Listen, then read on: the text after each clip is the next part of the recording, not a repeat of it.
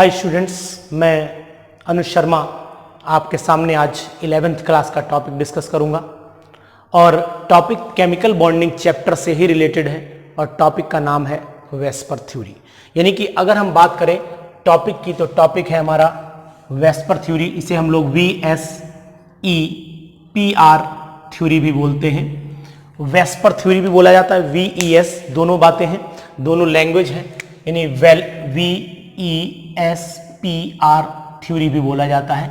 क्यों बोलते हैं इसे वेस्पर थ्योरी? फुल फॉर्म क्या है तो फुल फॉर्म आप पहले समझेंगे, फिर मैं आपको डिटेल बताता हूं। वैलेंस शेल इलेक्ट्रॉन, यहां देखिएगा, इससे मिलाइएगा, वैलेंस शेल इलेक्ट्रॉन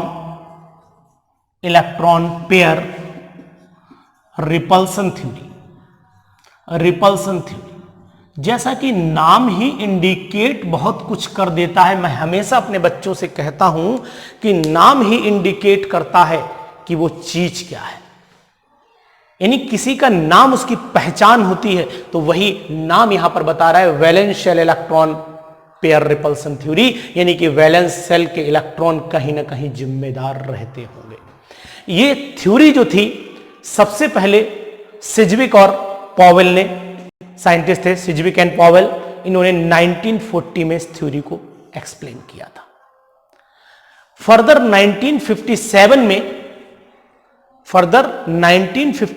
में एक साइंटिस्ट हुए थे जिनका नाम था जिलेस्पाई एंड निहॉल। इन्होंने इस थ्योरी के मेन पॉइंट्स यानी इंप्रूव करके मेन पॉइंट्स दिए थे। क्या है इस थ्योरी के मेन पॉइंट्स, पहले ये जानते हैं और फिर मैं आपको एग्जाम्पल के थ्रू इसको एक्सप्लेन करूंगा। सबसे पहला पॉइंट क्या था, ध्यान दें। सबसे पहला पॉइंट था, किसी भी मॉलिक्यूल के अंदर या किसी भी मॉलिक्यूल के सेंट्रल एटम के चारों तरफ दो टाइप के इलेक्ट्रॉन होते हैं। पहले होते हैं लोन पेयर और दूसरे कहलाते हैं बॉन्ड पेयर। तो अब मन में क्वेश्चन ये आता है कि लोन पेयर और बॉन्ड पेयर होते क्या है।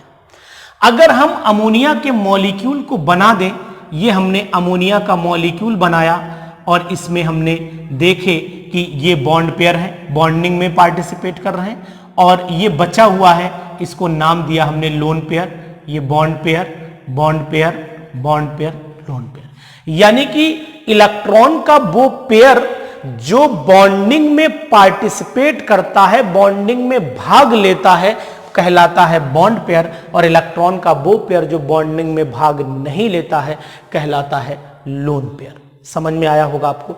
जैसे कि अमोनिया में एक लोन पेयर है, वाटर के मॉलिक्यूल में आपको दो लोन पेयर दिख रहे होंगे। अमोनिया में देखिए 1 2 3 4 5, आउटर मोस्ट में नाइट्रोजन के 2,5 होते हैं, तो 3 तो बॉन्डिंग में चले गए, 2 बच गए। ऐसे ही वाटर के मॉलिक्यूल में 2 बॉन्डिंग में चले गए, 4 बच गए। तो यहां 2 लोन पेयर दिखेंगे वाटर के मॉलिक्यूल में, और यहां पर आपको 2 बॉन्ड पेयर भी दिखाई देंगे। तो इस थ्योरी का पहला पॉइंट ही यही है कि मॉलिक्यूल में 2 टाइप के इलेक्ट्रॉन्स हो सकते हैं, लोन पेयर और बॉन्ड पेयर। अब यहां पर बताया कि इलेक्ट्रॉन जो चारों तरफ होते हैं, चाहे वो बॉन्ड पेयर हो या लोन पेयर हो, वो एक दूसरे से, क्योंकि इलेक्ट्रॉन्स आर नेगेटिवली चार्ज, ये इलेक्ट्रॉन का नेगेटिवली चार्ज क्लाउड होता है, इसी नेगेटिवली चार्ज क्लाउड की वजह से वो एक दूसरे को रिपेल करते हैं। यानी कि repulsion around the central atom के चारों तरफ जो लोन पेयर है, इस तरीके से जो लोन पेयर है, बॉन्ड पेयर है, जो भी इलेक्ट्रॉन्स है, वो एक दूसरे को रिपेल करते रहते हैं। यानी उनके बीच में रिपल्सन रहता है due to negatively charge electron, उनकी ऑर्बिटल को दूर की तरफ पुश करते रहते हैं वो। तो जब वो एक दूसरे को रिपेल करेंगे तो आप ये जानते हैं कि रिपल्सन तो मिनिमम होता चला जाएगा, लेकिन मैक्सिमम डिस्टेंस आती चली जाएगी। तो पहला पॉइंट तो मैंने बताया लोन पेयर बॉन्ड पेयर वाली कहानी।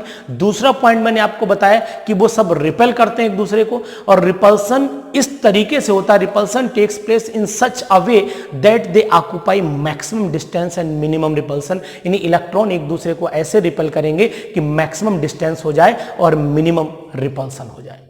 और जब लोन पेयर लोन पेयर को रिपेल करेंगे, लोन पेयर बॉन्ड पेयर को रिपेल करेंगे, बॉन्ड पेयर को रिपेल करेंगे। तो इन सब रिपल्सन का जो ऑर्डर होता है वो क्या होता है, सबसे ज्यादा लोन पेयर आपस में रिपेल करते हैं, उसके बाद लोन पेयर बॉन्ड पेयर को रिपेल करता है, फिर बॉन्ड पेयर को रिपेल करते हैं, यानी कि सबसे ज्यादा रिपल्सन लोन पेयर के बीच में रहता है, फिर लोन पेयर। ये ऑर्डर ऑफ रिपल्सन है बिटवीन द इलेक्ट्रॉन क्लाउड। इस बात को आपको ध्यान रखना पड़ेगा। अब हम लोग यहां छोटी सी बात एक और ये कर लेते हैं कि अगर किसी भी मॉलिक्यूल में, अगर ध्यान सुना, अगर किसी भी मॉलिक्यूल में लोन पेयर और बॉन्ड पेयर अगर हैं तो मॉलिक्यूल की कोई ना कोई ज्योमेट्री आएगी, और वो ज्योमेट्री मॉलिक्यूल के चारों तरफ जो इलेक्ट्रॉन क्लाउड है वही डिसाइड करेंगे कि इस मॉलिक्यूल की ज्योमेट्री क्या होगी। मींस पिरामिडल होगा, टेट्राहेड्रल होगा, ऑक्टाहेड्रल होगा, क्या होगा, ये सब डिसीजन उसके चारों तरफ के लोन पेयर और बॉन्ड पेयर ही डिसाइड करते हैं। तो ये थे मेन पॉइंट्स जो मैंने वेस्पर थ्योरी के आपको बताए। अब वेस्पर थ्योरी जो केमिकल बॉन्डिंग का सबसे इंपॉर्टेंट टॉपिक माना जाता है, ये कैसे एक्सप्लेन होगा, तो मैं आपको एक चीज लास्ट पॉइंट और बता दूं। अगर किसी मॉलिक्यूल में लोन पेयर है तो ज्योमेट्री इरेगुलर हो जाएगी, ये 100% श्योर है। यानी कि अगर लोन पेयर मॉलिक्यूल में है तो ज्योमेट्री इरेगुलर हो जाएगी। अगर लोन पेयर नहीं है यानी केवल बॉन्ड पेयर है तो फिर मॉलिक्यूल की ज्योमेट्री रेगुलर रहती है। जैसे कि मीथेन के मॉलिक्यूल को अगर आप देखेंगे तो मीथेन में कोई लोन पेयर नहीं है, रेगुलर टेट्राहेड्रल मॉलिक्यूल है। और अगर वाटर के मॉलिक्यूल में देखेंगे या अमोनिया के मॉलिक्यूल में देखेंगे तो वहां पर वाटर में 2 लोन पेयर है और अमोनिया में 1 लोन पेयर है, जैसा कि मैंने एग्जाम्पल में आपको बताया था। तो ये सब बातें मैंने बताई, वेस्पर थ्योरी के मेन पॉइंट्स बताए। अब मैं आपको कुछ मॉलिक्यूल एक्सप्लेन करके दिखाता हूं जो आपको उसकी शेप और रेगुलरिटी इरेगुलरिटी सब दिखाई दे जाएगी। कैसे दिखाई देगी वो आप देखिए। सबसे पहले मैं आपको एक्सप्लेन 3 मॉलिक्यूल लगातार बताऊंगा, तीनों से ही आप एक्सप्लेन करके समझ जाएंगे। ये मैंने बनाया मीथेन का मॉलिक्यूल, ध्यान दीजिएगा, ये मैंने मीथेन का मॉलिक्यूल बनाया। ये यहां पर एंगल होगा 109.5 डिग्री का और sp3 हाइब्रिडाइजेशन होगी। शेप हो जाएगी इसकी टेट्राहेड्रल, और ये रेगुलर टेट्राहेड्रल है क्योंकि यहां पर कोई भी लोन पेयर नहीं है, सभी बॉन्ड पेयर है। लोन पेयर यहां पर 0 है और बॉन्ड पेयर अगर आप देखेंगे तो 1 2 3 4 यानी 4 बॉन्ड पेयर है। अब यहीं पर अमोनिया का मॉलिक्यूल भी बना लेते हैं। अमोनिया का मॉलिक्यूल अगर आप देखें तो इस तरीके से यहां पर लोन पेयर है, ये केवल पिरामिडल शेप बोला जाता है। sp3 हाइब्रिडाइजेशन इसमें भी रहेगी, पिरामिडल शेप रहेगी, है ना। ज्योमेट्री तो इसकी वही डिस्टर्ब हो गई क्योंकि अभी बता रहा हूं क्यों। और उसके बाद लोन पेयर यहां पर 1 है और बॉन्ड पेयर यहां पर 3 है। ये मॉलिक्यूल जो है, ऐसे देखें आप, ये मॉलिक्यूल जो है इनके बीच में जो एंगल होगा 107.5 डिग्री का होगा। तो एंगल यहां पर 109 था, यहां 107.5 है। यहां पर आप चीज देखिए, यहां कोई भी लोन पेयर नहीं है, मॉलिक्यूल एक दूसरे को रिपेल कर रहे हैं और मैक्सिमम डिस्टेंस पे है, तो रेगुलर टेट्राहेड्रल बन गया। अब यहां देखिए लोन पेयर है तो लोन पेयर किसे रिपेल करेगा, बॉन्ड पेयर पे। यानी लोन पेयर ऐसे है मॉलिक्यूल पे और ये इसके चारों तरफ लोन पेयर है। अगर ये फोर्स लगाएगा तो एंगल डाउन होता चला जाएगा, घटता चला जाएगा। तो sp3 हाइब्रिडाइजेशन होने के बाद भी एंगल घट गया, तो आंसर यही है, due to lone pair bond pair repulsion. इसमें lone pair bond pair repulsion VSEPR theory के अकॉर्डिंग है, इसी वजह से इसका एंगल घटा और शेप रेगुलर टेट्राहेड्रल ना होकर के पिरामिडल हो गई। जबकि वाटर मॉलिक्यूल में 2 लोन पेयर आप देखेंगे, इन 2 लोन पेयर की वजह से वाटर का मॉलिक्यूल की शेप बदल जाती है, एंगल 104.5 डिग्री हो जाता है और इसके अंदर भी sp3 हाइब्रिडाइजेशन होगी। शेप इसमें बैंड शेप बोल सकते हैं, बैंड शेप बोली जाती है, या फिर इन्वर्टेड वी, उल्टा वी भी आपको दिख रहा होगा, इन्वर्टेड वी शेप भी बोली जाती है। और इसके अंदर लोन पे अगर आप देखेंगे 2 हैं और बॉन्ड पेयर देखेंगे तो वो भी 2 हैं। इन तीनों डायग्राम को ध्यान से देखिए, यहां पर सबसे पहले लोन पेयर रिपल्सन लगा होगा और लोन पेयर से ऐसे करके एंगल झुका होगा और फिर ये लोन पेयर ने फोर्स लगा दिया होगा बॉन्ड पेयर पर, तो एंगल यूं करके डाउन हो गया होगा। तो ये एंगल रह गया 109 से 104.5 डिग्री का। तो ये मतलब मेरा कहने का मीनिंग ये हुआ कि वेस्पर थ्योरी रिस्पॉन्सिबल है किसी भी मॉलिक्यूल की ज्योमेट्री को डिसाइड करने के लिए कि मॉलिक्यूल में रेगुलरिटी होगी या उसका शेप रेगुलर होगा या इरेगुलर होगा। तो इसी तरीके से किसी भी मॉलिक्यूल को आप एक्सप्लेन कर सकते हैं अगर आपको वेस्पर थ्योरी आती है। मैंने बहुत इजी पॉइंट में आपको एक्सप्लेन करने की कोशिश की वेस्पर थ्योरी को। अब इन पे कैसे क्वेश्चंस बनते हैं वो भी मैं आपको एक दो इंडिकेट कर देता हूं। जैसे क्वेश्चन ये आया कि in case of methane, ammonia and water molecule all have sp3 hybridisation, तीनों मॉलिक्यूल में sp3 हाइब्रिडाइजेशन है बट डिफरेंट शेप। क्यों है? क्योंकि आपको पता है यहां पर लोन पेयर नहीं है, यहां एक लोन पेयर, यहां दो लोन पेयर है, यहां loan pair bond pair repulsion है, वहां lone pair and loan pair bond pair repulsion है। ये वेस्पर थ्योरी बताती है।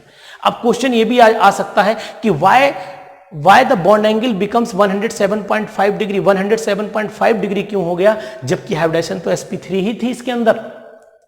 क्यों? क्योंकि यहां loan pair bond pair repulsion रहा, इसलिए ऐसा हो गया कि हाइब्रिडाइजेशन वही रही। हाइब्रिडाइजेशन तो डिपेंड करती है नंबर ऑफ सिग्मा और लोन पेयर पे, तो वही रही, लेकिन लोन पेयर बॉन्ड पेयर की वजह से एंगल डाउन हो गया, 107.5 डिग्री आ गया और शेप भी बिगड़ गई, जो होनी चाहिए थी रेगुलर टेट्राहेड्रल हो गई पिरामिडल। तो ऐसे ही इसको भी एक्सप्लेन कर सकते हैं। Y water molecule is bent in shape, तो बेंट क्यों है?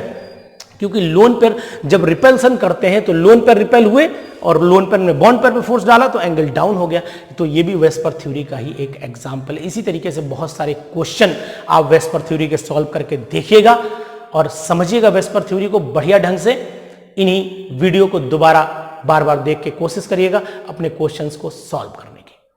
तो कैसा लगा मेरा वेस्पर थ्योरी का ये कंसेप्ट, कैसा लगा मेरा ये एग्जाम्पल और कैसे लगे ये डिटेल क्वेश्चंस जो मैंने आपको बताए, इनको इनबॉक्स में जाकर के कमेंट जरूर डालिएगा और मेरी वीडियो को अपने बच्चों में, अपने दोस्तों में, अपने फ्रेंड्स में जरूर शेयर करिएगा जिससे वो भी घर बैठे अपनी पढ़ाई को पूरा कर सके। Thank you, have a nice day.